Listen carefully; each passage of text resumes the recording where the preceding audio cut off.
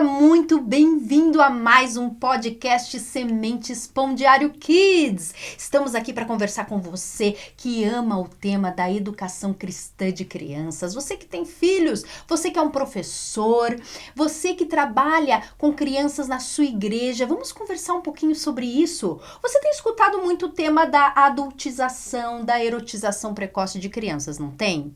Pois é, hoje nós vamos falar um pouquinho sobre esse tema, mas nós vamos abordar sobre política de proteção à criança. Você já ouviu falar sobre isso? Na sua igreja, na sua escola, no seu projeto social, existe uma política de proteção à criança? Não? Você mal faz ideia do que seja? Fica aqui. Nós vamos conversar sobre isso e ao final você vai sair com muito conhecimento e muita coisa pode mudar aí no seu trabalho com crianças, tá? E olha só que bacana, gente, tá aqui para conversar com a gente sobre esse assunto. Ela, a psicóloga Caroline Vargas. Ela é do projeto Eu Protejo.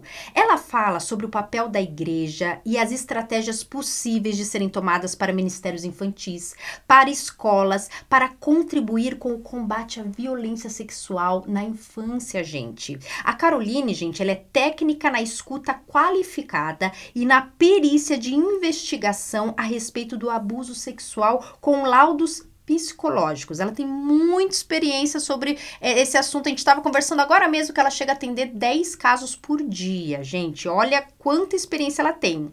Ela também é escritora, é palestrante, tem 10 anos, mais de 10 anos dedicados a ministério infantil e possui um canal no YouTube sobre o tema chamado Carolita Protege. Busca ela lá no YouTube e no Instagram também, Carolita Protege, tá? Carol, que alegria ter você aqui! Gente, ela veio de outra cidade para estar aqui com a gente, em Curitiba, no nosso estúdio. Muito obrigada, Carol! Eu que agradeço o convite da Pão Diário de estar aqui nesse projeto tão especial. Ai, que legal! Você veio a Curitiba, inclusive, para lançar uma política de proteção à criança em uma igreja, né?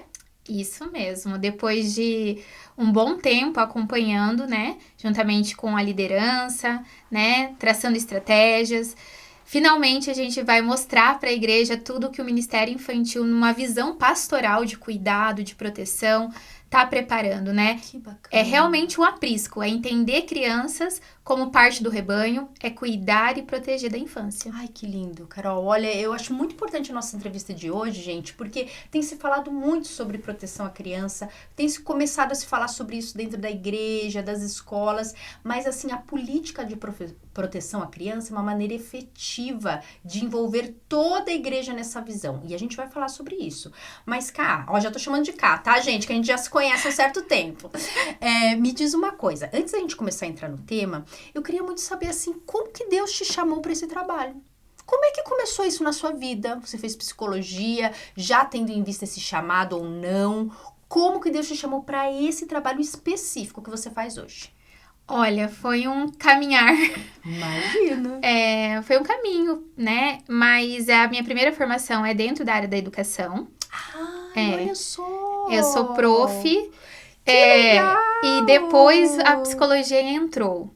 Mas foi com o nascimento da minha filha, na verdade. Ou seja, você estava me falando que a tua filha está com 11 anos, faz aí mais de 10 anos mesmo. Sim, quando eu soube que eu estava grávida, eu falei, eu preciso me preparar para ser mãe, porque eu não sei ser mãe.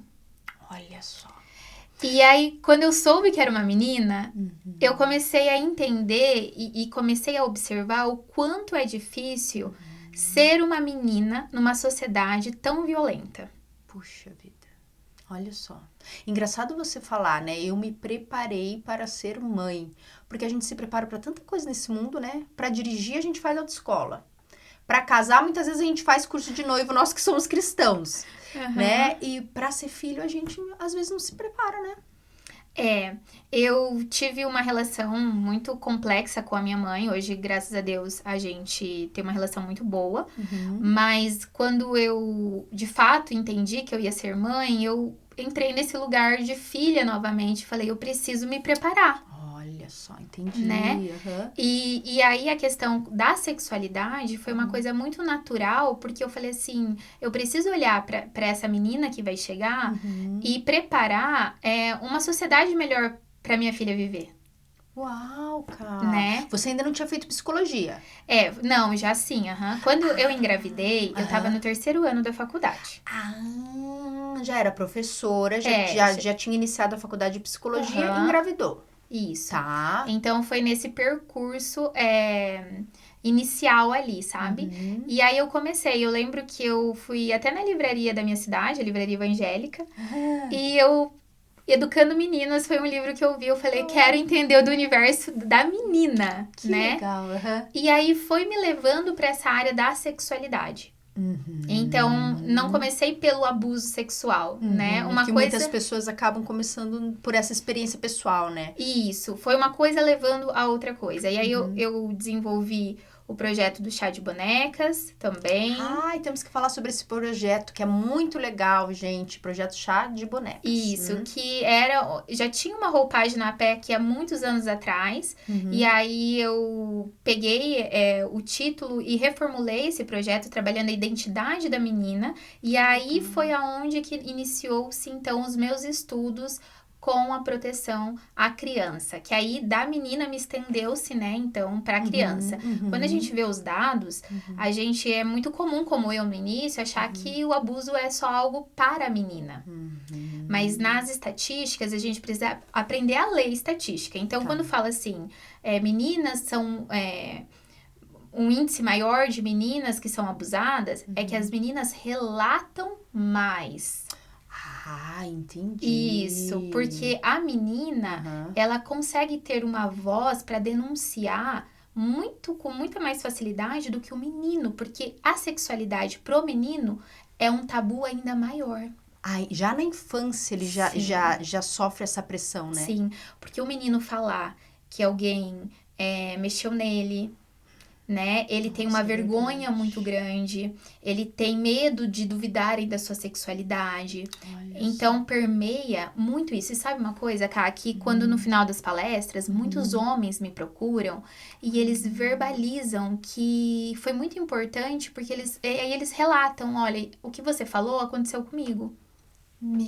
Deve ter, adultos, né? Deve ter muitos homens adultos com experiências traumáticas nessa área, guardadas dentro de si, né, Ká? E olha, o meu público, né, assim, no sentido de para quem eu mais falo, são igrejas, são comunidades cristãs.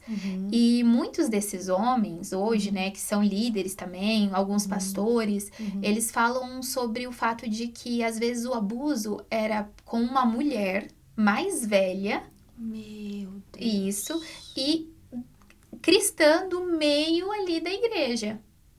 Meu Deus. Você sabe que, olha que interessante, nós entrevistamos aqui já uma pastora, uma ministra, que ela trabalha nessa área e que ela começou a trabalhar a partir de uma experiência pessoal que ela teve de abuso e foi com uma mulher, foi abusada por uma mulher convívio da igreja. Então, a gente tem que desmistificar muito essas coisas, né? Porque aí a gente, como pais, também deve ficar mais alerta, porque a gente pensa, não, mas eu vou deixar com uma babá, é uma mulher, né? A gente acha que a mulher não é uma abusadora, não é propícia, né, a abusar. Mas não é isso, né, Ká? Você que tem acompanhado vários casos, tem percebido que é diferente. Assim, a gente tem que ver o que as estatísticas apontam e falam que funciona da seguinte forma. Tá. Quando a violência é de predominância sexual, os indicadores é que essas pessoas são homens. Então, a violência sexual, ela tá muito relacionada com o sexo masculino. Não quer dizer que... Masculino como abusador, no caso. Isso. Tá. Não quer dizer que mulheres não abusam de meninas ou meninos. Tá.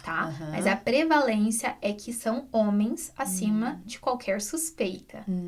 Olha só. Geralmente aqueles que inspiram confiança. Que inspiram confiança, que tem uma posição. Olha isso.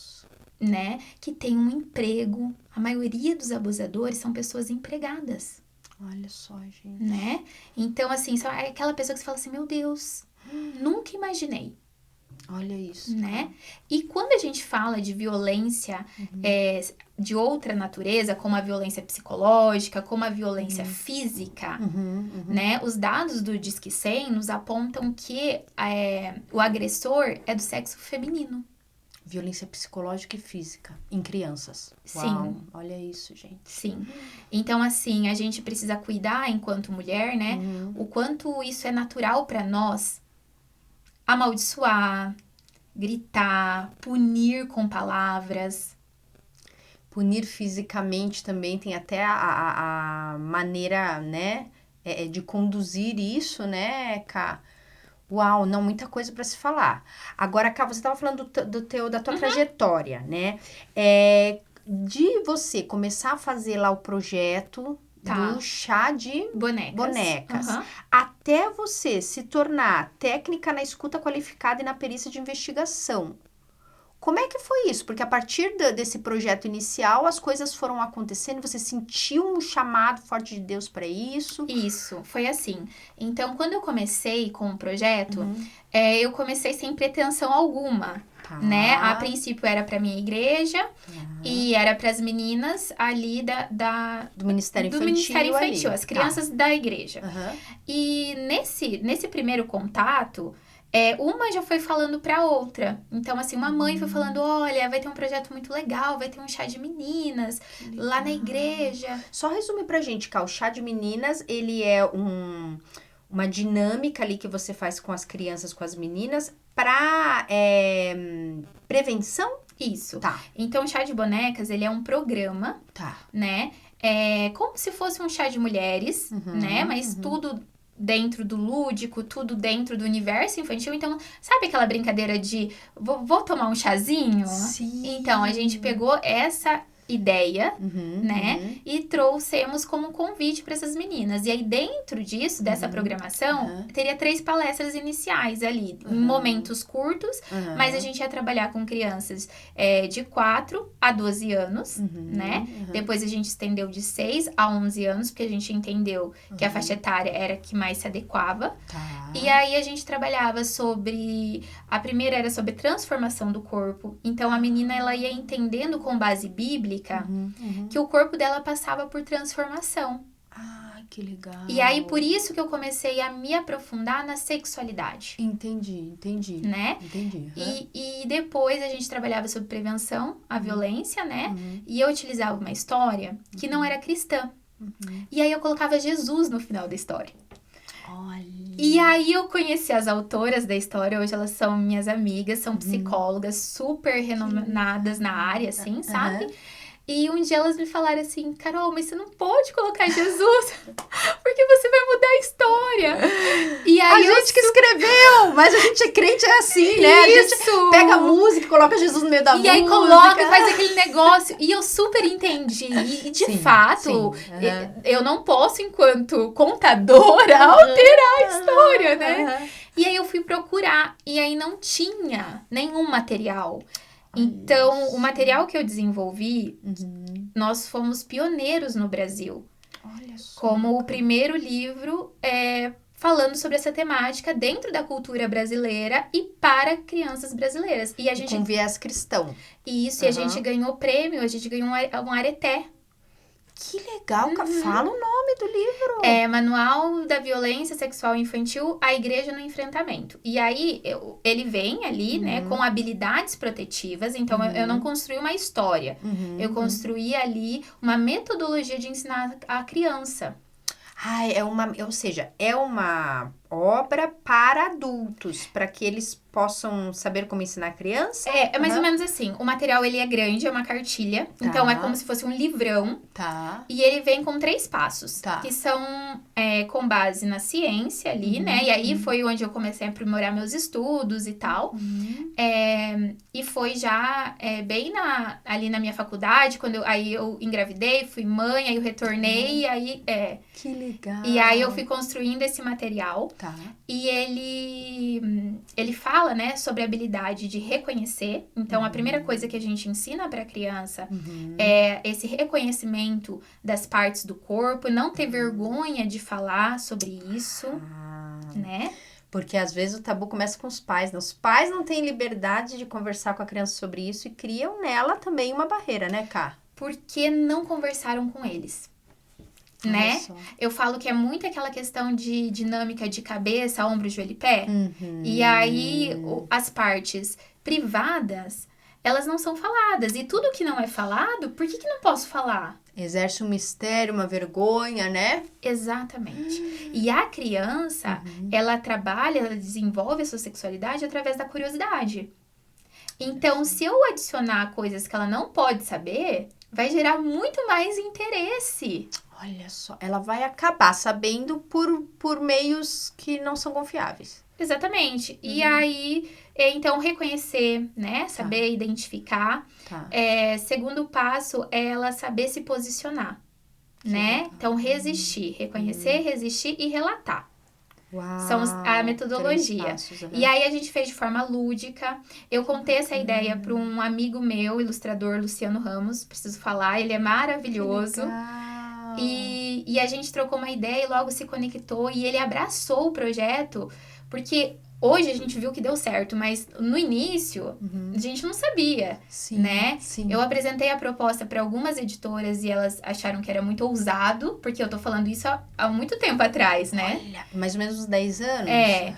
E aí é muito ousado. Então a gente fez... Tanto editoras cristãs quanto editoras seculares? Não, eu só apresentei a proposta para editoras cristãs. Nossa, e nenhuma abraçou, cara. Porque o material tinha Jesus. Lembra que a história não podia ter? Aí eu falei, agora eu vou criar o material, pronto, meu né? momento. E aí, então, isso limita, né? Então, dentro da construção de material, ter Jesus me limita, porque eu não posso apresentar para a rede de educação. É verdade. Né? Mas, ao mesmo tempo, você vai atender aquelas pessoas que, como você, procuram um material, né? Que Exatamente. possa falar sobre Jesus. Isso, esse era o intuito. E aí, ele topou a ideia e falou, não, eu super me conecto, eu acho super importante, pode contar comigo. Então, ele foi um parceiro, assim, incrível. E aí, o meu marido fez a diagramação, foi uma coisa bem caseira, assim, sabe? E foi um lançamento independente. Foi um lançamento independente. A gráfica, que não era cristã, a gente era uma gráfica muito grande, ela fazia revista, sabe? E ele falou, olha, porque como é todo colorido, ele falou, fica muito caro, o material fora do padrão, então questão de impressão, o custo era muito alto, enfim. E eles compraram também, eles falaram, mas a gente gostou do projeto, a gente achou muito legal. Uau, e aí fizeram uma condição, assim, que a gente conseguia, eu e meu marido, arcar. Resumindo, assim, essa minha trajetória. No primeiro mês, eu vendi todos os exemplares. Uau! Foram 1.000 exemplares vendidos. No primeiro mês? Olha a necessidade aí, né? E aí, quando estava já acabando esses exemplares, né? Eu tinha 300, mais ou menos, ali. Eu fui ministrar numa igreja em Xerém, né? E eu não sabia que essa igreja tinha uma editora. E no final da palestra, o diretor, né? Ele falou, olha, vamos lá na minha editora, né? Nós temos, né? E o seu livro é um livro de premiação. Uau! E aí até então, porque eu não entendia desse mercado, sabe? E aí ele bateu o olho e falou, vem pra cá. E aí ele fez uma proposta pra gente passar o livro pra eles, e aí eu não teria o custo, então pra mim, assim, foi uma coisa que também eu entendi que eu conseguiria ter esse material no mercado sem demandar do independente, sabe? E a distribuição também, porque são coisas que as pessoas nem imaginam o trabalho que tem por trás do processo editorial. E aí eles colocaram a logo da editora, tanto que até hoje o livro é na diagramação que o meu marido diagramou. Olha só! E de fato a gente foi vencedor do Prêmio Areté. Que legal! É isso. E também a gente concorreu como livro do ano. A gente perdeu, obviamente, a categoria livro do ano. Mas eu gosto de falar que a gente perdeu pro Billy Graham. Opa! É uma perda valorosa. Nossa! Só de ser finalista já. Nossa, mas que bacana, cara. Mas aí a gente... E aí foi onde que, assim, me deu maior possibilidades. Mas só um parênteses pra quem já tá ansioso. Eu quero esse livro. Ele ainda está no mercado, à disposição. Tem alguma... Você pode dar uma orientação quem já quer ir atrás dele? Google mesmo, livrarias cristãs, né? Você pode falar... Fala o nome de novo aí, Cá. Manual de Prevenção da Violência Sexual Infantil, a Igreja no Enfrentamento. É um nome bem grandão, né? É um nome bem grandão, mas procura aí. Mas o livro também, ele é bem grandão, assim. Qualquer coisa a gente coloca o link, vamos tentar colocar o link pra vocês também, pra ser mais direto aí, pra quem quer adquirir, Legal. porque é um material muito, muito bacana. E aí, a partir do material, eu também, junto com a minha sogra, a gente criou bonecos. Uau, Isso, cara. lá no começo a gente criou. Então, os personagens do material, a gente fez em bonecos para que as crianças pudessem marcar. Então, as partes do corpo. Então, a gente fez esse processo, né, todo ali de construção. Que bacana. E com certeza tem gente em casa perguntando, tem os bonecos também pra vender? tem. Não, gente. Aí você pega um Não boneco aí na tem. tua casa e E usa. É isso que foi legal. Porque depois disso a gente viu várias atividades de marcar vieram Que dali, legal, né? que E aí legal. não tem. Acabou sendo descontinuado os bonecos. Eu fiquei só depois com a parte mais Sim. dos livros mesmo, mas o início foi assim. E aí já ardia no coração, você já começou a entender que Deus tinha um propósito pra você nesse sentido. Porque foi muito natural, entende? As coisas começaram a acontecer e aí eu fui começando a me especializar nisso, estudar legal. nisso, sabe? Para que eu pudesse ser usada de uma parte técnica, né? Mas também podendo ser um instrumento para as igrejas. Que legal. E você começou há 10 anos, mais ou menos, né? Você falou. Hoje, a gente ainda vê algumas barreiras em algumas igrejas para abordar esse tema. Como foi começar há 10 anos dentro das igrejas a falar sobre isso?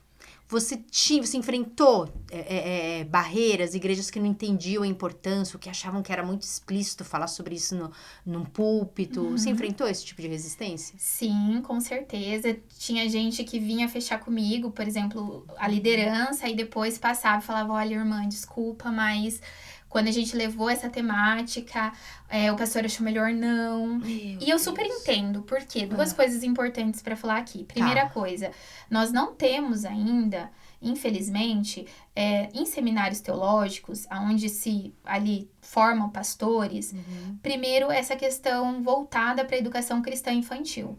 Então, muitos pastores, e com razão, eles não têm dimensão do que é o ministério infantil. Então, quando eles escutam que, vamos falar sobre abuso, esse pastor, obviamente, vai pensar, vai chegar alguém aqui, vai tocar nesse problema. Talvez ele já saiba de um problema que está acontecendo e não soube o que fazer, porque não foi instruído. Entendi. Às vezes, ele não por não ser instruído na formação ali, ele tem medo de tocar, de reagir, de ser algo sensível. Então, assim, eu entendo o lado também. Ou seja, se ele leva uma profissional lá, uma pessoa que vai falar sobre esse tema na igreja, de repente começa a surgir casos e ele não sabe como lidar. E aí a profissional vai embora. E quem fica? Por isso, gente, que a gente tá aqui para falar de política. Porque não basta só uma palestra dentro da igreja. Não. Não basta só você fazer um curso, pegar toda a sua equipe e fazer um curso. É legal? É legal. É válido? É. Mas não basta, né, Ká? Não. Porque depois surgem os casos, a igreja inteira precisa estar envolvida. Por isso que a gente tá aqui falando de política. Vamos chegar lá. Entendi. Então, você já enfrentava essa dificuldade justamente por isso, né, Ká? Por essa falta de visão, de entendimento, né? E essa visão, eu acredito que deve ser trabalhada nessa formação desse pastorado ali, dessa formação técnica mesmo, sabe? Assim como aprende a administrar, né? Precisa aprender também essa questão do que envolve criança, né? Olhar para o Ministério Infantil e entender o que de fato o papel do Ministério Infantil está ali como um braço atuante na igreja. Entendi, Ká. Eu não entendo nada de grade curricular, de currículo de curso de teologia. Mas, então, a realidade é que os cursos de teologia que formam pastores não abordam essas questões na sua grade curricular. Se você já fez teologia, coloca aqui pra gente. Escreve aí nos comentários. O teu curso abordou educação cristã de crianças? Por acaso o teu curso de teologia mencionou alguma coisa sobre abuso infantil? Coloca pra gente saber também. Mas não é a realidade, pelo jeito. Dentro da minha vivência, eu encontro esse gargalo, digamos assim, sabe? Porque isso vem de uma questão de base. né? E quando a palavra de Deus, eu tenho um versículo que, assim, ele é muito rema pra minha vida, que é Provérbios 31:8, que ele fala assim, erga sua voz em favor daquele que não pode se defender. Sim. E eu entendo que esse é o papel atuante da igreja. Eu entendo que se uma igreja, ela ama pessoas, ela vai defender pessoas. Ela vai mostrar para essa pessoa o quanto a vida dela importa. E quando você dá voz para uma situação assim, você tá mostrando o evangelho na prática. Sim, Então, imagina muitas crianças, né, que sofrem disso na sua infância. E se ela tivesse uma igreja? Puxa, é verdade. Porque as estatísticas apontam que a incidência onde ocorre o abuso sexual infantil não é na escola, não é na rua, né? Ou é dentro da sua própria casa, ou é com pessoas muito próximas da família. Então, se eu não consigo contar e pedir ajuda na minha casa, olha a potência que a gente tem de saber que eu tenho uma igreja que eu posso contar e essa igreja vai me ajudar. Imagina essa criança entender que bom que eu tenho esse lugar, que eu posso pedir ajuda e eles vão acreditar em mim e vão fazer alguma coisa. Uau, tem uma força muito grande.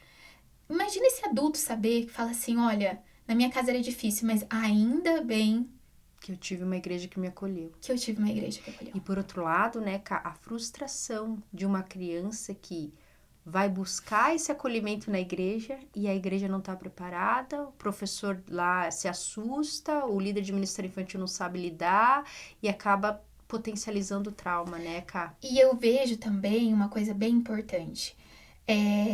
Imagina aquele professor que na boa intenção, tá? Ele canta uma musiquinha sobre prevenção. Ou no Maio Laranja, como ser muito falado, né, hoje dentro das igrejas, ele faz só uma atividade do semáforo, do toque. Tá. Não tem nenhuma bagagem, não tem nenhum preparo. Através dessa atividade, essa criança vai falar, mas tia, aconteceu isso comigo? E aí? Gente do céu, você dá uma palestra, como você falou, na boa intenção, Isso. mas depois não sabe lidar com as consequências. Eu sempre gosto de falar, se você estiver caminhando pelo seu condomínio, pelo seu bairro, e você vê uma casa em chamas, você vai querer ajudar. Sim. Mas você vai entrar nessa casa, você vai ligar para as pessoas responsáveis. Senão você vai se queimar junto. Se você não tem treinamento, você não tem preparo. Então, por mais que seja uma causa nobre, eu falo assim, você precisa estar preparado. E aí entra a política. Que legal. E aí, quando você começou a ser chamada para ir nas igrejas, fazer esse trabalho, quando a coisa começou a encaminhar, acontecia isso de repente, você ministrar numa igreja e vir o pastor ou o líder no final do culto falar, Caroline, tô com um caso assim. Como é que eu faço? Teve uma vez, olha, isso bem no início, tá? Vamos contar uma história. Tá. Aqui em Curitiba, foi a primeira vez que eu vim pra Curitiba num chá de bonecas. Olha só. E eu falei, fiz a oficina, como a gente trabalhava. E no final, eu fui me trocar no banheiro da igreja, porque aí eu colocava vestido, né? Todo na temática. E aí, no final, eu fui me trocar. Nisso, veio a filha da líder. E ela falou assim... ela já era adolescente, ela tava ali auxiliando e tal, né? Sim, sim. Ela falou assim pra mim, tia Carol, e se eu te contar que aquilo que você me falou lá pras crianças, a pessoa que fez isso estava te ouvindo? Meu Deus, Carol. Sim, foi a primeira vez que eu vim pra Curitiba e a primeira vez que eu vim fazer o chá de bonecas aqui. E eu falei, como assim? Aí ela falou, olha, o que aconteceu? Ele é o obreiro, ele é o porteiro da igreja há muitos anos e ele fez isso que você falou comigo. E eu falei, quando? Né? Aí ela falou, o que aconteceu? Ela começou a tremer, eu falei, não, tudo bem, respira, né? E aí, por quê? Porque eu entendi que essa pergunta Mexeu com muita coisa. Despertou gatilhos. Por isso que a gente, olha só, né? Precisa estar preparado até para acolher. Até pra escutar, né, cara? E eu falei, tranquilo, no seu tempo, tá? Você não precisa falar quando. Eu acredito em você. Eu acho que você foi muito corajosa por me contar. Só que você precisa contar pra sua mãe, né? Ou você quer que eu vou junto com você? Porque, olha só, eu me coloquei naquela situação. Ela veio, teve confiança em mim e se abriu. A responsabilidade, né, Ká? Aí eu falo, aí eu vou embora, eu pego as minhas coisas, recolho os meus recursos e vou pra casa tranquila. Então, olha a importância desse preparo. E ela falou assim pra mim, a minha mãe não sabe, tia. O que eu tenho? Nós oramos 3 anos pro meu pai se converter. Ele era alcoólatra, ele bebia. E hoje ele ama essa igreja. Meu Deus. Se eu falar, vai que ele não queira mais frequentar essa igreja. Olha o fardo, tão novinha. Então, você entende? Isso, assim, essa foi uma história, mas, assim, várias histórias. E aí eu peguei e falei, eu entendo você, mas a sua mãe precisa saber. Ela é um adulto responsável. Se você não se sente confortável com seu pai, eu entendo. Mas a sua mãe precisa saber. E aí eu incentivei e orientei ela que ela fosse falar com a mãe, né? E, resumindo, já esse obreiro era um senhor de idade. Meu Deus. Que morava nos fundos da igreja, tipo, numa casa que tinha ali. E ele... Antigamente já tinha uma outra criança, amiguinha dela, que tinha verbalizado. Só que ninguém acreditou. Ah, meu Deus do céu. Ou seja, era uma pessoa de confiança da igreja. E aí essa amiguinha dela saiu da igreja. Puxa. Entende? E ela falou, mas eu sei que ela tá falando a verdade, porque quando ela falou, eu sabia que não era então só comigo que ele fazia isso. Tinha outras. E eu falei, você não contou? Porque aí, né? Ela, eu não tive coragem, tia. Aí que ela me falou do pai dela, né? Então, assim, é uma história, mas que isso é muito mais comum do que se parece, né? Infelizmente. Então, assim, nós temos 2 situações importantes que a igreja precisa estar preparada. A primeira é quando a criança, o abuso não aconteceu na igreja, mas a criança vê a igreja como esse espaço seguro, que ela pode verbalizar, então nós chamamos de relato espontâneo. E uma outra situação é quando se acontece dentro da igreja e às vezes com membros da igreja.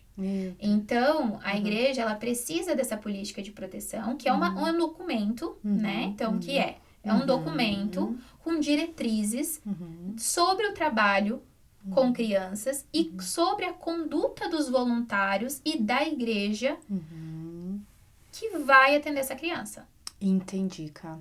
E quando você começou a pensar em trabalhar nessa questão da política, porque pelo que eu tô entendendo, a princípio eram os materiais que você produzia, os projetos que você aplicava nas igrejas, né, pontuais e as palestras. Quando você começou a pensar, não basta isso. A igreja tem que fazer algo mais sério, mais amplo. Quando que caiu tua ficha sobre isso? Quando os relatos começaram a acontecer.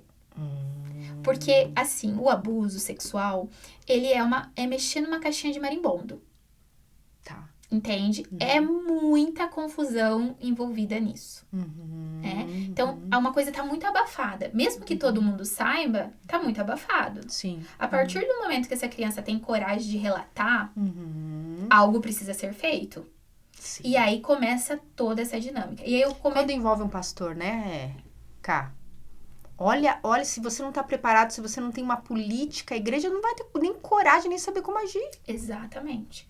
Por isso que eu falo, eu acho que precisa se trabalhar cada vez mais esse tema, mas uma igreja que é preparada para isso. Sim, tá? Sim. E aí aí eu fui vendo esses casos e falei, a gente precisa ter uma fundamentação técnica, né?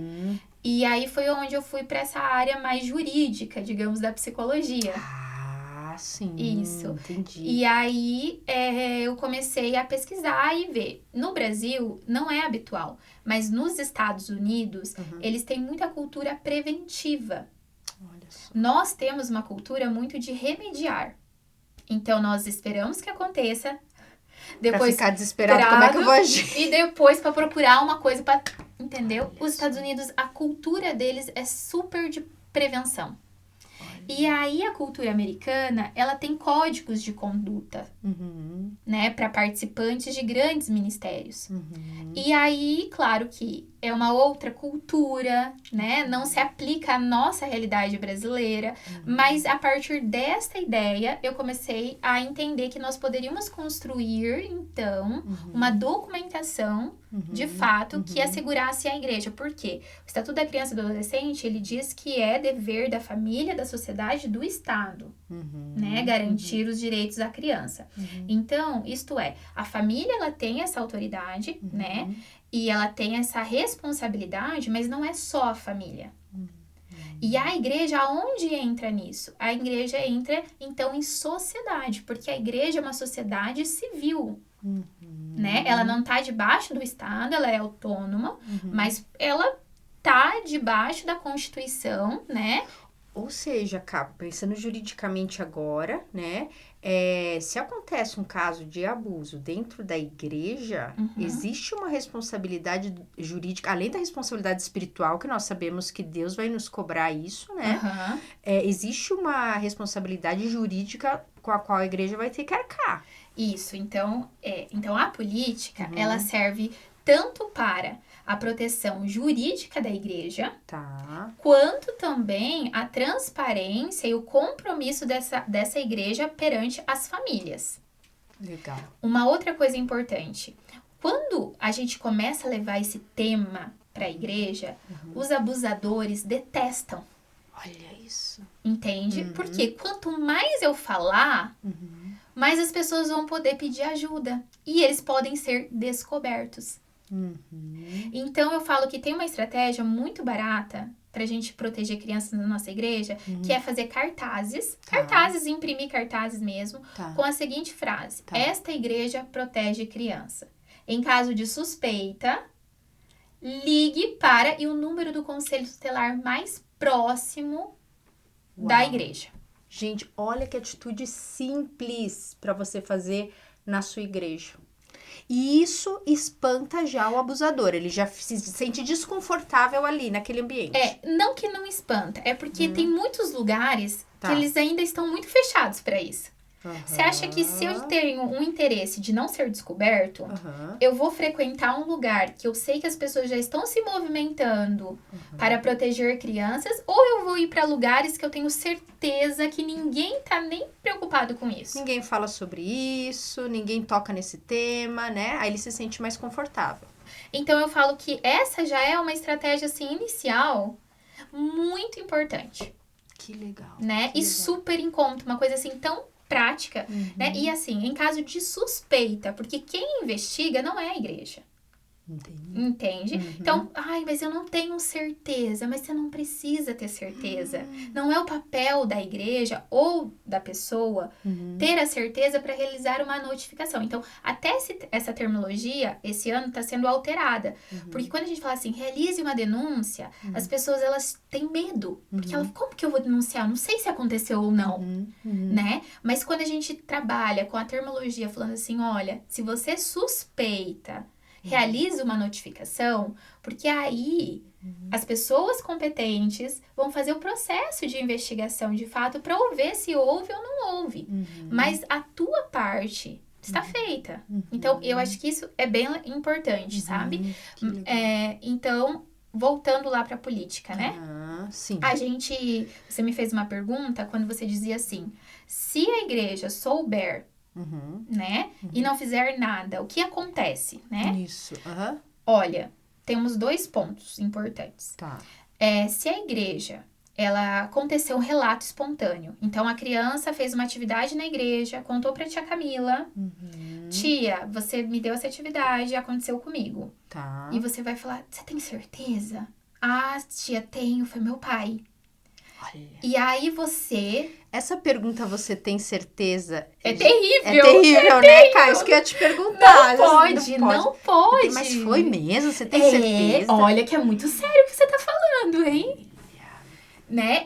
Porque assim, é realmente algo muito assustador quando a gente não tá preparado pra ouvir uma criança falar, tia, isso aconteceu comigo. Lembra da minha primeira experiência aqui em Curitiba que eu contei? Que eu falei, quando? Mesmo eu sendo treinada, foi o que veio e foi totalmente indelicado. Você não se faz isso, você revitimiza a criança.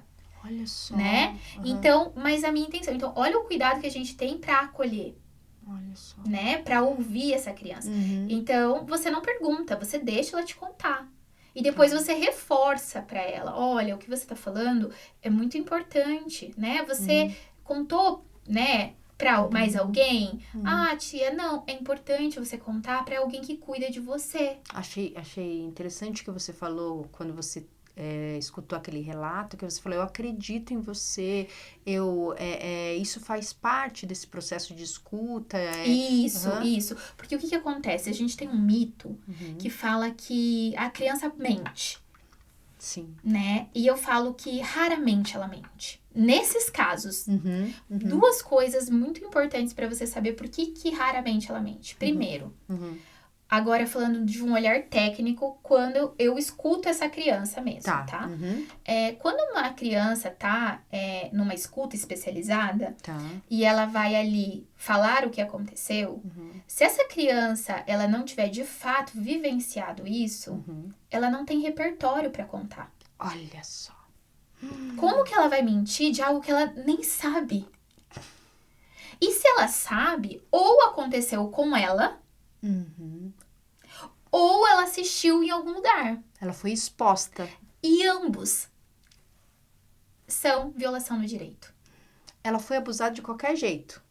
Ou sendo exposta a um conteúdo que fez ela, né, conhecer isso, ou realmente o relato dela é exatamente como aconteceu com ela. Então, assim, tem um terceiro pilar dentro desses dois cenários que eu trouxe. Quando essa criança, a gente chama isso também, entra né, na alienação parental, que é quando tem um adulto por trás, tá? Isso, trazendo falsas memórias para essa criança. Então, caso de separação, que a mãe não quer a guarda do pai, que o pai tem acesso, e aí essa mãe vai falar assim, lembra que o teu pai mexeu na tua calcinha? Olha só, ela cria isso na criança. Isso, é um exemplo, né? Pode ser de uma avó, pode ser o próprio pai. Então, assim, cria falsas memórias.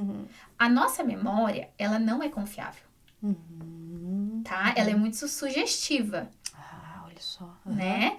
Então, assim, então a gente precisa ter esse cuidado também. Por isso que quando eu pergunto, lá atrás, lá no meu erro inicial, eu posso fazer com que ela me fale coisas que não aconteceu. Porque eu coloquei ela exposta numa situação, foi um gatilho pra ela, e ela fala, não sei, 2, 3, 4, entendeu? Como se ela precisasse me responder para ser acreditada. Ela quer construir algo porque ela precisa dar conta daquilo que você está pedindo dela. Exatamente. Por isso que a gente fala, se uma criança faz qualquer relato espontâneo, seja você professor secular, ou seja você professor do Ministério Infantil, pastor, você escuta ela.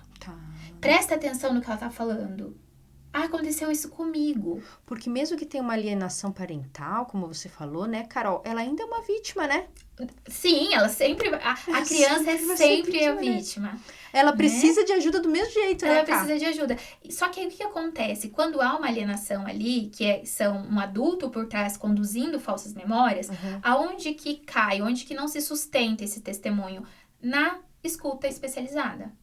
Legal. Por isso que a gente fala da entrevista investigativa. Entendi. Porque aí sim, né, você consegue ali entender que não há uma congruência, digamos assim. Entendi. Entendeu? Só que isso atrasa muito. Sim. Até a gente perceber que de fato houve essa questão ali de um adulto estar por trás. Teve uma situação bem pontual que foi mais ou menos isso. A criança chegou pelo fato dela estar falando que o pai tinha abusado, o pai era alcoólatra e essa criança estava morando com a avó materna e a mãe. Tá. E essa avó odiava esse pai. E aí, nesse processo de ficar, né, ali dentro da entrevista, uma criança, numa das perguntas, ela falou, não lembro, eu tenho que ver com a minha avó. E aí, foi aonde a avó foi chamada. Olha só. E aí, quando a avó é chamada, ela fala, mas se você queria o quê? Que eu esperasse ele abusar pra daí acontecer alguma coisa? Ele é um risco. Meu Deus do céu. Mas aí você entende que por mais que a avó queria proteger essa criança, porque sim, estar em contato com um adulto alcoólatra coloca uma criança também em uma posição de negligência e violência, né? Tá. Mas uma coisa não era... Sim. Né? Então, assim, o fato dela estar ali não era pelo abuso sexual. Era outro abuso, uma outra violência. Era uma outra atitude que ela deveria tomar, né? Sim. Então, você vê como que vai permeando as coisas. Extremamente complexo. Aquilo que você falou, tem que chamar o bombeiro. Não dá pra querer apagar o fogo sozinho. Isso. E aí, uma coisa importante. Prevenção a gente nunca faz sozinho. Não dá pra gente querer salvar, lutar pela causa sozinha. A gente vai precisar de muita gente nesse caminho. Então, por isso que quando a gente entende, né, a igreja como uma sociedade civil, a gente entende que essa igreja, ela sabe que ela é um lugar que recebe crianças. E que ela é um lugar que, se ela recebe crianças, ela precisa dar um mínimo de segurança para essas crianças. E para essas famílias que depositam, seja 40 minutos ou 1h30 por semana. Sim. Né? Então, quem trabalha com essas crianças? Será que essa igreja faz algum tipo de entrevista com esses voluntários? Ou qualquer pessoa pode chegar e se voluntariar? Olha isso, porque normalmente é o que acontece, né, Carol? Todo mundo quer gente pro Kids, né? Fica atenta aí. Porque faltam voluntários pro Kids, né? Então, às vezes, a gente recebe sem nem perguntar, né? Olha, lá na Alameda, né, que é a igreja que tá com essa política, assim, incrível de proteção, eu acho, pra mim, assim, é uma igreja, assim, que vale a pena vocês conhecerem, quem não conhece, né? Eu sei que você... Eu sou de lá, tá, gente? Lá. Igreja Batista Alameda. Em Curitiba, referência. Curitiba. Que legal. Na proteção à criança.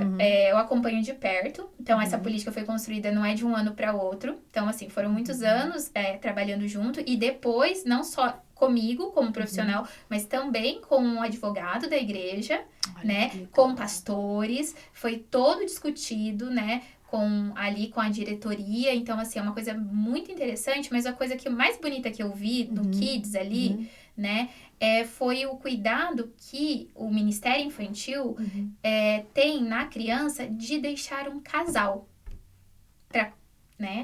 Então, o Kids é formado muito por casais. É verdade, gente.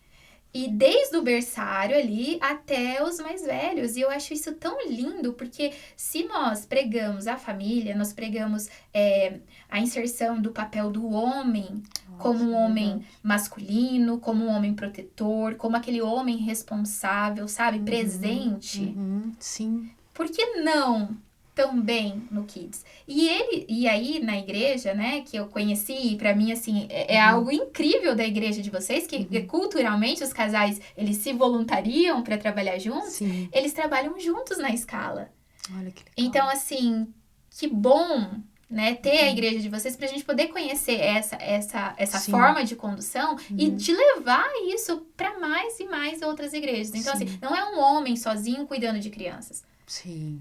Né? É um casal. Nem uma mulher sozinha cuidando de crianças. Por quê? Porque aí a política, esse documento, envolve várias coisas, não só o abuso sexual. Por exemplo, uma mulher, sou prof, tô lá no Ministério Infantil e tenho... o culto de ceia tem 50 crianças. Só que a minha igreja é uma igreja que não tem dividido salas, é uma igreja pequena. Então, assim, eu tenho crianças de 4 a crianças de 11 anos. Tudo misturado? Tudo misturado. Tá. E aí eu tô sozinha. Puxa vida. E aí uma criança fala, tia, eu preciso ir no banheiro. E aí? Pede pro de 11 levar a criança de 4? Ou eu vou levar a criança de 4 e deixar os de 11 lá. Junto com os pequenininhos. Então, a gente trabalha tudo isso. A política, na política tem lá, trabalho sempre a regra do 2. Então, nunca um voluntário fica sozinho. Entendi. Isso, questão jurídica, também é muito importante. Se regras de conduta, por exemplo, unhas. Eu sou professora do Kids e eu trabalho com crianças. Só que as crianças precisam ir no banheiro. A política de proteção que a gente orienta é que os professores não trocam crianças. Porque não são babás, nem cuidadores. Entendi. São professores voluntários que evangelizam e discipulam crianças no momento do culto. Então, a responsabilidade de alimentação e a responsabilidade de troca ou higiene é dos responsáveis. Entendi. Tá? Porque, por exemplo, eu não tenho filhos, tenho uma unha comprida e vou lá e vou levar essa criança pro banheiro. E aí, na hora de fazer a limpeza, pego o papel higiênico, vou lá e limpo a parte íntima e a minha unha, sem querer, arranha. Pele delicada ali. Essa criança vai chegar em casa, e isso é um caso que já aconteceu, e falou, Deus. mamãe, tá ardendo. Meu Deus. Mas tá ardendo por quê? Porque a tia mexeu. Como assim a tia mexeu? Ela machucou. Meu Deus. Entende os cuidados que a gente tá, os perigos que a gente está expostos e os cuidados que a gente precisa ter. Eu sempre falo, se nós temos uma responsabilidade muito grande com os nossos filhos, imagina cuidar do filho de outras pessoas. Então, a igreja, ela precisa ter essa dimensão. Lanche. Tem manobras, os voluntários sabem manobras de primeiros socorros? Olha só. Se alguma criança engasgar de um polvilho que a gente dá de lanche, Que a gente que tá dando, né? o que a gente vai fazer? Porque a gente fala em política de proteção, também não, as pessoas podem pensar só em casos de abuso, mas é de proteção de uma maneira bem ampla, de né? proteção, porque nós somos uma comunidade de fé que nós acolhemos, recebemos crianças. Criança é uma pessoa com direito. Direito como prioridade absoluta. Então, ela tem que estar segura, protegida, amparada, cuidada. Olha só, então, Carol, pelo que você está falando, olha que amplo, né? Sim. Elaborar uma política de proteção à criança que vai ser implantada dentro de uma igreja, e você falou que na Igreja Batista Alameda demorou alguns anos, né, para fazer esse documento. Ela envolve, então, ali a questão da recepção e escolha desses voluntários, seleção desses voluntários, quais os critérios, envolve normas de conduta, que você falou desses voluntários, como que eles não podem agir de qualquer forma, tem uma maneira para agir, envolve estrutura física também? Envolve estrutura física, envolve prevenção de acidentes, então, por exemplo, tem que ter uma brigada, um treinamento de brigada de incêndio, porque se o templo pega fogo, como que nós vamos sair desse ambiente, né? Com um monte de criança, Com né? um monte de criança. Então, olha como as nossas igrejas, elas de fato, elas não estão, na grande maioria, preparadas para receber não estão, criança. né? Outra coisa que eu vejo que na Alameda se faz, e que nas igrejas grandes hoje em dia se faz, mas nas pequenininhas às vezes não se dá conta disso, né? É que o pai deixa a criança e pega a criança sem nenhuma documentação, sem nenhuma, né? Lá na Alameda eles têm a pulseirinha, que você só retira a criança quem tem a pulseirinha da criança. Isso. Né? Aí, deixa eu contar uma história sobre isso Tá. também. Tem muita todos, história aí, tem eu todos. acho. Eu fui fazer um outro chá de bonecas lá no Rio de Janeiro, essa história. Uma igreja muito grande no Rio. E essa igreja, como ela é muito grande, ela tinha muitos eventos. E os eventos aconteciam simultâneos, assim. Então, assim, lá na igreja dos adolescentes, a gente vai fazer o chá de bonecas lá. Então, lá tinha 160 crianças. Tá. Lá no outro templo, a gente vai fazer o encontro de caos, que é a versão do chá de bonecas pros meninos. Tá. Aí tinha mais 160 meninos. Então, era uma igreja que tinha várias, assim. E aí, eu fui lá ministrar. E o das meninas, né? E tava acontecendo os dos meninos. Eles receberam uma das crianças, que era membro da igreja, né? Porém, os seus pais estavam com... Tava uma situação de separação. Olha só. O juiz tinha dado a guarda para a mãe. Tinha um documento de uma medida restritiva de contato com o pai. Olha só. O pai, sabendo que os filhos estariam na programação da igreja, o que ele foi fazer? Foi pegar as crianças antes Pra poder ter contato com a criança. e levou essas crianças embora. Meu Deus. E a igreja sabia que era o pai? Sabia que era o pai. E É uma a igreja que tem 4 cultos no domingo, uma igreja que tem... Então, assim, as pessoas conhecem, mas elas não sabem da situação ali. Essa mãe não tinha informado nada. Obviamente, as pessoas entregaram para o pai. Meu Deus. Essa mulher, ela fez um escândalo muito grande. Meu Deus. Muito grande. Entende? Então, assim, a medida... Então, são 10 anos lidando diariamente com várias situações. Então, a política, ela veio desse negócio falando, nossa, a gente precisa estruturar uma forma que garanta a segurança tanto para a igreja como para os voluntários que estão ali servindo. Sim, Porque sim. na hora dessa situação, essa mãe, ela se revoltou para a igreja. Sim. Como assim vocês entregaram? Sim. Né? E com razão, né, Cá? Porque, né? Mas você entende também que os voluntários Sim. não sabiam? Como não havia todo Não havia um um aviso. sistema de proteção ali, né? Exatamente. Então, a gente foi, ao longo dos anos e pelas vivências, a gente foi estabelecendo critérios dentro da nossa realidade, né? Entendi. Que precisa disso. Então, assim, seja uma ficha, né? Talvez igrejas menores não conseguem ter um sistema de pulseiras, de check-in, né? Mas consegue fazer uma ficha ali falando, olha, você só vai retirar a criança, ou quem for retirar a criança precisa ter essa ficha. Só o fato de a criança recebeu e alguém tá ali na porta recepcionando e anotando e pedindo pro responsável o horário que essa criança chegou e a assinatura dele num caderninho. Juridicamente já é uma prova importante. Olha só. Entende?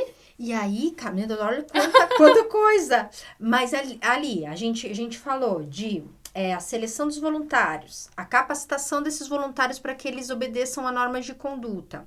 Tem a parte de treinamento de pais, de aviso aos pais, tudo mais. E aí tem também treinamento dos líderes da igreja, porque envolve vários ministérios, né? Por exemplo, lá na Alameda, eu coordeno o Ministério de Artes e nós damos aula de balé, de teatro para crianças. Que legal, não sabia. A gente dá aula de balé, de desenho, de aquarela, de hip hop para crianças. Eu falo que se eu fosse de Curitiba... eu já ia ser nossa! E aí, olha que legal, gente. A Fabrícia já nos chamou a gente, porque a gente trabalha com as crianças da igreja também. Ótimo. E chamou a Suelen, que trabalha com coral infantil. Para que nós soubéssemos que existe uma política, a gente vai receber a política para que a gente possa estar em coerência também. E assim, abriu a minha mente, porque eu me dei conta, gente, realmente, qual banheiro que essas nossas crianças usam? Em qual momento? Porque as crianças têm aula numa sala, os adolescentes têm aula em outra, os pais ficam esperando ali num canto, e essas crianças se movimentam na igreja, né? Ali, né? E aí, quem assiste isso? Como que funciona, né? Sim, então é bacana porque, olha só, vocês trouxeram, né, com a política pra gente, essa visão de que não é só o Ministério Infantil. Não. Né? Podem ser outros ministérios da igreja, por exemplo, tem encontro de casais e levam os filhos. Exatamente. E essas crianças ficam soltas lá pela igreja enquanto tá tendo a célula ou o encontro de casais na igreja, né?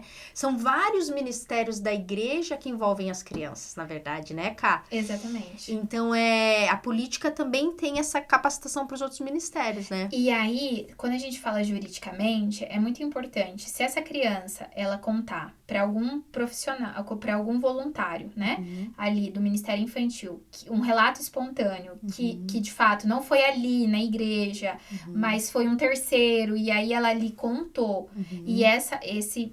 né, que eu dei o exemplo seu ali, contou pra tia Camila e a tia Camila se assustou e a tia Camila tem certeza e ficou quietinha, porque a tia Camila pensou assim, vou orar, ou eu não tenho certeza, não sei, o que eu faço? Vou ficar quietinha.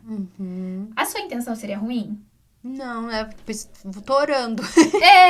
Aparentemente, né? E aí, o que acontece? Mas essa criança não vive só na igreja, ela vive na escola. E aí, lá na escola, também tá agora trabalhando bastante sobre educação sexual, sobre isso. E essa criança relata na escola. Só que diferente da igreja, que não tem a obrigação legal de fazer uma denúncia formal, é sim necessário que haja uma denúncia. Tá. Mas nós ainda temos a denúncia anônima. Nós Tá. podemos denunciar de forma anônima ou notificar de forma anônima, né, as autoridades, né? Tá. O Disque 100, né? Ministério Público, né? O Conselho Tutelar. Então, a gente pode escolher uma escola, né? Ou uma UBS, uma Unidade Básica de Saúde, não tem. Elas precisam fazer a notificação por escrito formalmente ao Conselho Tutelar. Ah, sim. E aí, essa criança, ela é inserida na rede de proteção. Então, essa criança... Por meio da escola. Por meio da escola. Tá. E aí, quando chega para um profissional fazer a entrevista investigativa, e esse profissional solicita, fala assim, mas você já tinha contado para alguém? Não, falei pra tia Camila.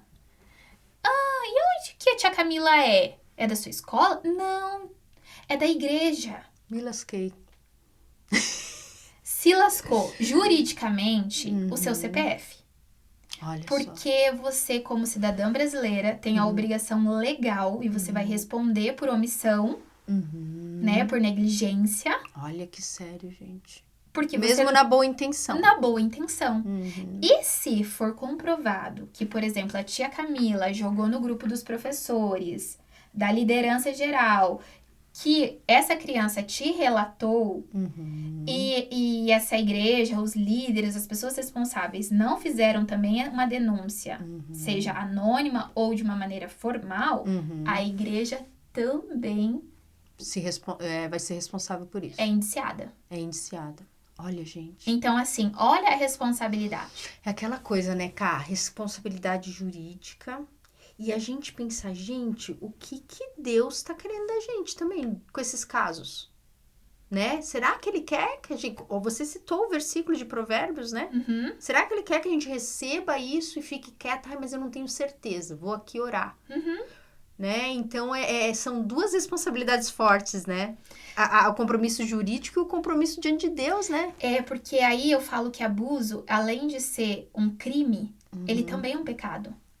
E quando a gente se omite, né? A palavra fala o bem que eu não deixo de fazer. Olha só. Eu já cometo mal. Então, a tia Camila, ali, não estava com a intenção de quero prejudicar aquela criança. Mas o fato dela não fazer aquilo que ela deveria ter feito como uma cidadã brasileira, além de ser um crime, é um pecado.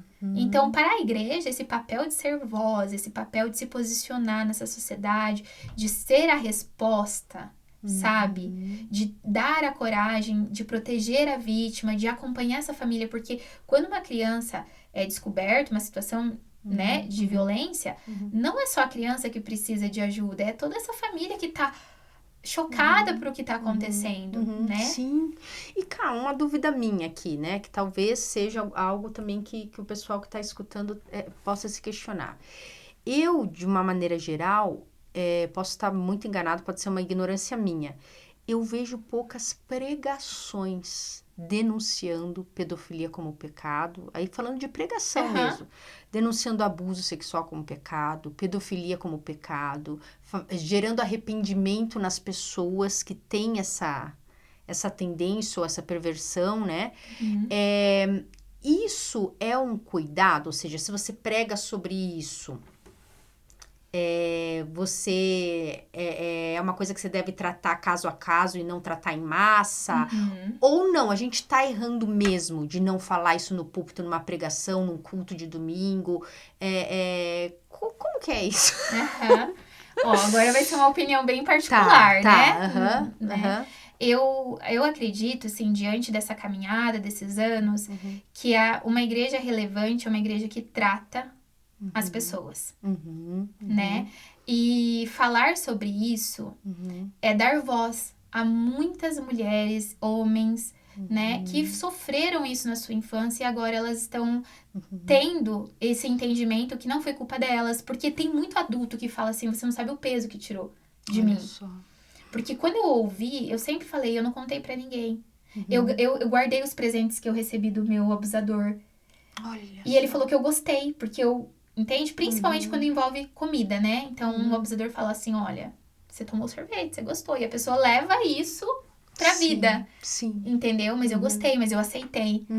E entendendo que eu era uma criança só, Sim. né? E até tem uma questão profunda, né, Cá, que eu acho que é legal a gente falar também, que a criança às vezes sente o prazer por ser uma questão física do abuso. É ou não é? Ou eu tô errada?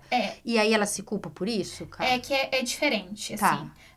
A criança, ela não tem o corpo como o erótico, Tá. tá? Até porque os hormônios ainda não chegou nessa fase, a não ser a adolescência. Tá? Então, ela vai ver esse abuso como cuidado, como afeto, como amor. Nossa. Ela vai, provavelmente, achar que todos os pais tratam seus filhos assim. Entendi. Até que ela comece a ter a consciência que, de fato, peraí, Não era afeto. não era afeto. E aí ela se culpa por receber aquilo como algo bom. Olha como isso tem que ser tirado, esse peso, né, Cá? E ela começa a ter comportamentos muito mais erotizados e sexualizados, porque ela vai entender que é dessa forma que ela tem atenção, que ela é amada. Então, que ela tem que ser assim pra ela ser... Então, assim, essa malícia, a criança, ela não tem. Entende?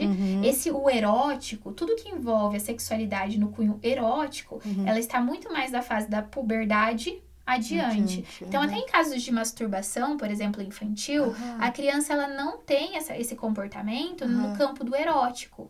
É mais no campo de aliviar tensões, então é uma forma de relaxamento, né? Então, por isso que precisa ser, sim, conduzida de uma forma que ela aprenda a relaxar ou né, a regular aquela ansiedade de outras formas. Mas essa questão de, meu Deus, peguei meu filho se masturbando, pronto, agora ele é um pervertido, meu Deus, a infância dele. Ou já pega como sinônimo de abuso. Também não pode ser, mas pode não ser, tá? Como é que é? É isso. Foi um apontamento excelente. A gente tem que ter cuidado também com essas direção, assim, muito, sabe? A criança que é abusada, ela tem um indício de fazer xixi na cama. Agora, toda criança que faz xixi na cama, ela é abusada? Nem sempre. Uma criança que é abusada, normalmente, ela tem uma queda no rendimento escolar. Mas quer dizer que toda criança que tem um rendimento escolar foi abusada?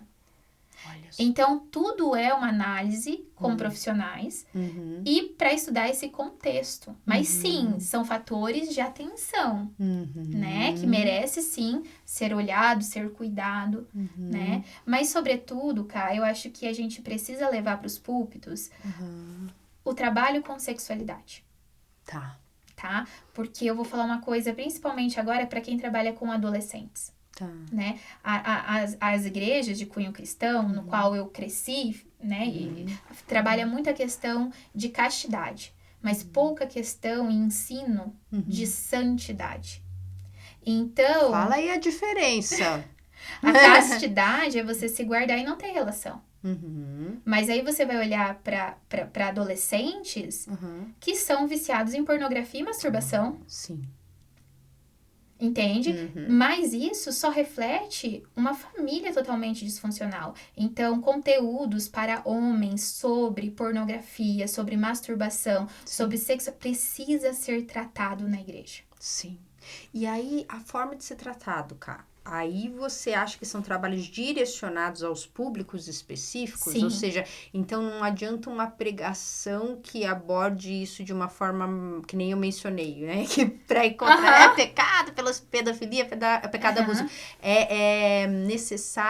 São necessárias abordagens para os públicos específicos da igreja, no caso. Pela minha experiência, eu acredito que é muito mais efetivo quando eu faço trabalhos voltados para o público indicado.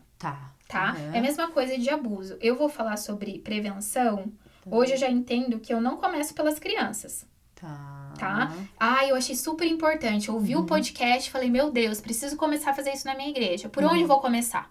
Isso é legal, hein? Tá? Por onde começar? Então, assim, primeira coisa, você se capacitar, né? Entender quais são as ferramentas que você precisa e o que você precisa mobilizar e as pessoas que você precisa ter como apoio, né? Nesse, vamos roçar o mato, né? Vamos carpir o lote, como diz a minha terra. E aí, trazer essa visão para a liderança, Porque a sua liderança precisa estar com você nisso, tá? Depois, trazer isso para os obreiros e líderes, tá? Depois, trazer esse trabalho e ensinar os pais a falarem sobre sexualidade com seus filhos e... Antes de chegar na criança. De acordo com a faixa etária dos seus filhos. Entende? Porque essa família também não foi preparada. Sim. E aí, depois eu chego na criança. Uau. Então, E a política, onde é que entra nisso? Depois disso daí é que, em paralelo a isso, você vai desenvolvendo a política? Você pode, de paralelo a isso, desenvolvendo a política, você pode, na fase estudo, trabalho com liderança, aqui, não tem uma regra de só posso fazer alguma coisa se eu tiver a política. Entendi. É que a política é uma documentação legal, né? Que vai garantir principalmente segurança para a igreja. Por quê? Porque se naquela situação da historinha da tia Camila, e a tia Camila é indiciada ali, e aí, enfim, essa igreja, por um acaso, também é incluída e chamada, essa igreja, ela fala, não, mas espera aí. Nós não sabíamos e a gente tem uma política, todos os voluntários saibam e eles assinam que eles precisam fazer uma denúncia, tá? Eles todos os anos olham essa capacitação, a gente teve essa capacitação, esse tema é discutido porque a gente recebe crianças, a gente sabe da nossa responsabilidade legal e jurídica por receber crianças. E essa igreja, então, ela está em dia. Legal. Entendeu? Legal. Por quê? Porque ela está fazendo aquilo que se deve. Sim. Uau, você deve estar aí pensando, meu Deus, quanta coisa! Minha igreja ainda não trabalha com isso, mas calma, olha que legal. O primeiro passo você já está tomando assistindo aqui a nossa entrevista. Se informando, a Carol falou assim, primeiro passo, se informe, se capacite, né? Assista uma entrevista, faça um curso sobre o assunto, para você poder conversar com a sua liderança sobre o tema. Cá, você que está indo em igrejas do Brasil inteiro, você vê hoje que as igrejas, elas estão mais atentas a isso? Ou a gente ainda tem muito que caminhar? São as igrejas maiores que estão mais atentas ou não? O que você tem sentido da realidade das nossas igrejas em relação a esse tema? Eu vejo que temos muitas igrejas muito corajosas. Olha que legal. Que é essa questão de bater no peito e falar, esse assunto vai ser trabalhado aqui. Que sabe? Bacana. Que tem um pastor que vai e lança a voz e coloca ali, né? Que bacana. No seu aprisco estabelece ali lugar para deixar o seu rebanho protegido. Vejo muitas, sabe? Que legal. Mas também vejo outras que não é prioridade no momento, ou que nunca aconteceu nada e acredita que é uma realidade distante. Então, assim, eu vejo que tem muita coisa. Eu acho que, de uma forma geral, a gente ainda tem muito a avançar, né? Porém, eu sou satisfeita porque eu vejo muitos homens e, como a gente citou, né, a Alameda, né, por a gente caminhar mais perto, né, você fazer parte como referência na proteção à criança, mas temos muitas igrejas que estão levantando a sua voz, assim, e enche meu coração, assim, de esperança. Glória a Deus, que lindo. E cá, política de proteção à criança é para igrejas a partir de tantos membros? Ou qualquer igreja pode implantar? A política de proteção é para igrejas que atendam crianças. Não importa a quantidade. Quanto menor, mais fácil, porque aí você vai vendo diariamente o que vai acontecendo, você não precisa ter algo muito complexo, né? É ali um documento com diretrizes claras sobre conduta, sobre comportamento, né? Sobre segurança, seja física, né? Do espaço físico, mas seja da segurança da criança. Legal. E se a pessoa pensar, minha igreja é muito pequena, a gente não tem orçamento para pagar um consultor que nos ajude nessa política, como você orientaria essa igreja a dar esses primeiros passos? Eu tenho alguns materiais que a gente trabalha isso de uma forma que a igreja possa desenvolver ela sozinha. Não necessariamente precisa ter um consultor. Que legal. Né? Mas que é o livro Firmando as Bases do Ministério Infantil, tem um capítulo que a gente fala sobre a política de proteção. E também eu tenho um outro livro que é 7 pilares do Ministério Infantil. Então, é Firmando as Bases do Ministério Infantil, da editora De Santos, e o outro é da editora Betel, que é 7 pilares do Ministério Infantil. Só colocar na internet que pode ter acesso a esses que materiais. Aí tem um norte. Tá. Ali, né? E aí você vai adaptando a sua realidade. Tá. Mas é um conjunto de diretrizes ali, né? Tá. E aí eu gosto de falar, né? Procura um advogado. Toda igreja, eu acredito que tem um advogado, né? Legal. Ou que um membro, ou alguém que poderia, né? Sim, ser esse consultor jurídico ali. Isso, para depois adaptar as regras, deixar isso como um documento de uma forma mais organizada, aí também é importante, né? E isso ser mostrado, trabalhado, né? Legal. Para a igreja também, né? Olha os pais, né? Saber que a igreja que você frequenta tem todo esse cuidado para receber seus filhos. Meu Deus. Kai, agora vamos falar de uma outra questão que tem se falado tanto, né? A gente está gravando essa entrevista aqui num período que repercutiu o tema da adultização, né, infantil, erotização infantil, com a denúncia do Felca. A igreja, ela tem um papel nessa adultização, vamos dizer, nessa não erotização das crianças? Qual é o papel da igreja nisso? Que a gente tem escutado tanto ser dito isso, e às vezes a gente pensa, não, mas a igreja está longe disso, né? Olha, a igreja, ela tem uma responsabilidade nisso, porque apesar da Bíblia ser a inspiração da palavra de Deus, na Bíblia tem uma palavra do próprio Cristo dizendo, ai daquele que fizer um dos meus pequeninos tropeçar, né? É melhor, então, que você coloque uma pedra de moinho, né, no seu pescoço e se lance às profundezas. Uau, olha que forte.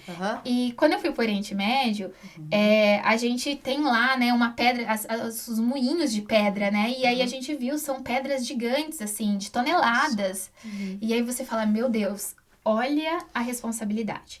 Só que como fazer isso de uma forma do dia a dia? Porque quando você me traz, a gente fala assim, não, mas a nossa igreja não sexualiza crianças. Isso, a gente pensa logo isso, né? Porque o vídeo ali, né, pelo influenciador, ele foi muito direcionado a mais a sexualidade, né? Então, ele mostrou condutas inapropriadas, danças, mas a gente tem que entender que a sexualidade ali, né, que ela foi conduzida de uma forma totalmente prejudicial ao desenvolvimento daquelas crianças e adolescentes, ela, além de ser erotizada, ela foi adultizada, que é o quê? Colocar a criança num estágio, antecipar o seu desenvolvimento.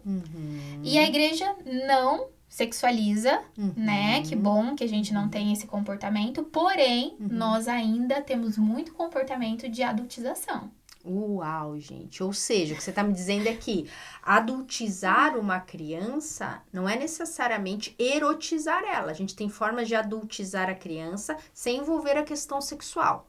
Como seria isso, Ká? Isso, quando a gente reforça comportamento de adulto nessa criança. Então, por exemplo, nas igrejas, é muito comum você ver crianças vestidas e se comportando como mini adultos.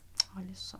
Né? Então, você vê que igrejas que colocam lá, né, cantor mirim, pregador infantil, né? E aí também tem todo um mercado, né, de agendas, de cobrança, e aquele que era para ser um talento a ser lapidado e desenvolvido para o Senhor, ele às vezes passa a ser o que é garantia de sustento para toda a família.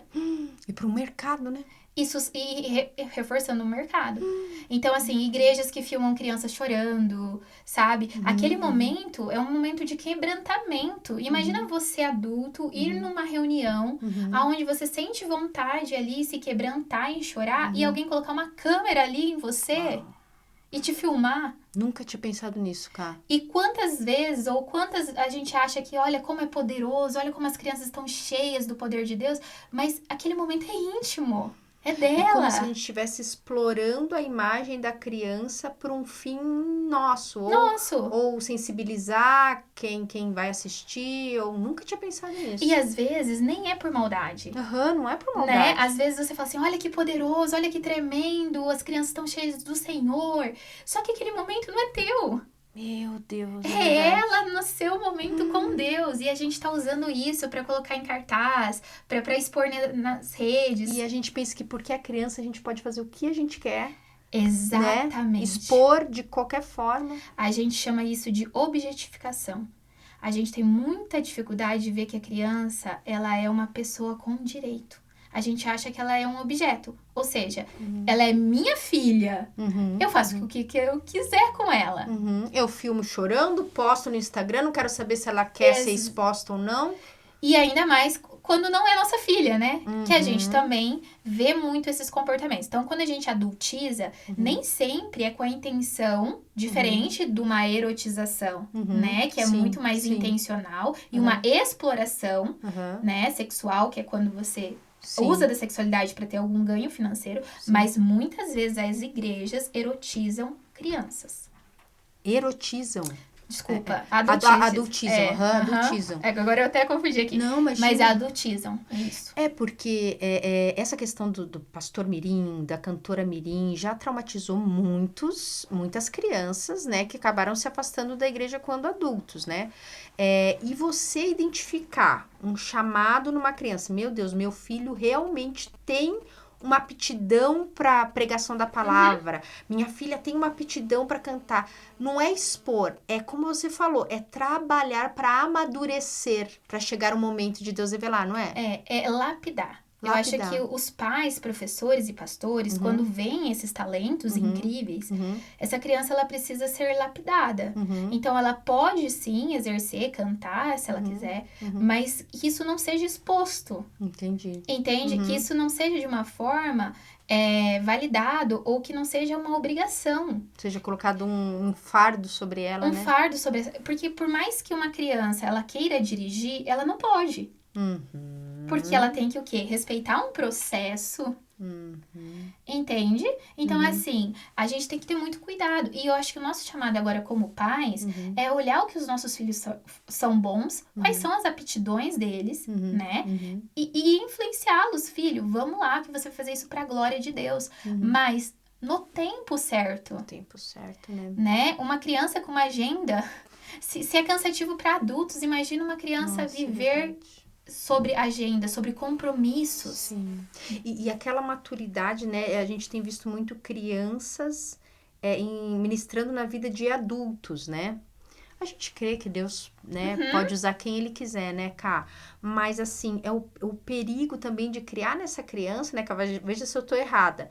É uma mentalidade de que eu não preciso amadurecer, né? Pra ministrar, pra ter essa autoridade, pra ter... Isso deve ser perigoso também, né? Ou não? Muito perigoso, entendeu? Muito perigoso. E essa criança, ela vai entender que ela tem atenção. Entende? Então, assim, quando eu ajo como adulto, quando eu tô orando, quando eu tô ali entregando alguma coisa, as pessoas estão... Isso é muito comum em comportamentos quando a pessoa pega uma criança pra chorar, tá chorando, e eu já vivenciei isso, eu já presenciei isso. Fala, olha, filma aqui, tá cheio do poder de Deus. Aí as crianças no entorno começam a forçar pra elas também serem escolhidas e terem uma palavra. Né? Então, assim, a gente precisa ter muito cuidado com isso. Puxa vida, cara. Sabe? Porque esse é um momento... da gente resguardar a imagem das nossas crianças. E a gente vive num mundo de imagens, né, Cá? Elas têm que ter experiências genuínas com Deus poderoso. Elas vão ser batizadas, né, com o poder e o fogo do Espírito Santo. Mas isso não precisa ser divulgado, isso não precisa ser mostrado, isso não precisa ser reforçado. Até para a criança entender que ser batizado com o Espírito Santo não dá um status midiático para ela. Isso! É uma experiência dela com Deus. Isso, é uma né? coisa tão particular, né? Que aquilo ali estraga o momento. Porque aí, nós estamos no culto quando vem uma câmera pra nós, a gente até se arruma. É verdade, a gente é assim, gente. Entende? Então, imagina... Ih, me filmaram no culto, deixa eu ver como é que eu tô. A primeira coisa que você fala, nossa, eu, né? Nossa, corcunda, tô Carol. corcunda, tô, né? A criança que é tão pura, né, Cá? Começa a desenvolver E aí, e isso que é adultizar, porque é uma preocupação que nunca seria natural da idade dela. Que é uma fase de descoberta, exploração, olha só. Sabe? Então, assim, a adultização, ela é muito frequente na igreja. A gente precisa também combater isso. Sobre isso, né? Ai, que delícia a nossa conversa, Cá. Glória a Deus. Como fui abençoada. Tenho certeza que você de casa também foi abençoado. Olha, que Deus possa nos guiar como igreja para cuidar melhor das nossas crianças. Essa última palavra que você falou aqui sobre adultização mexeu comigo, porque eu não tinha esse olhar. Realmente é uma exploração da imagem das nossas crianças. E você que tem interesse em saber mais sobre o assunto, em ter uma consultoria da Carol, entender melhor o trabalho dela, entre em contato, a gente vai colocar aqui na descrição, Cá. Tem o Instagram, o canal do YouTube, né?